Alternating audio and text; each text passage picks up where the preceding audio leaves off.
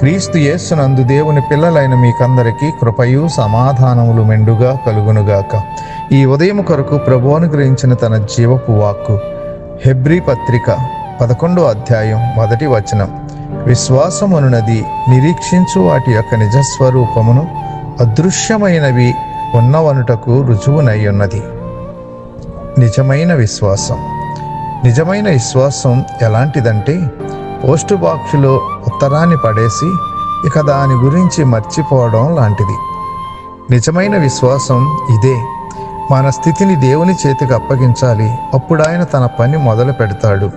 నీ మార్గమును యెహోవాకు అప్పగింపుము, నీవాయనను నమ్ముకొనుము, ఆయన నీ కార్యము నెరవేర్చును. అంటే ఆయనను మనం నమ్ముకోనంత వరకు మన కార్యాన్ని ఆయన నెరవేర్చడు. విశ్వాసం అంటే దేవుడు ప్రసాదించేటువంటి దాని కొరకు ఎదురు చూడడం.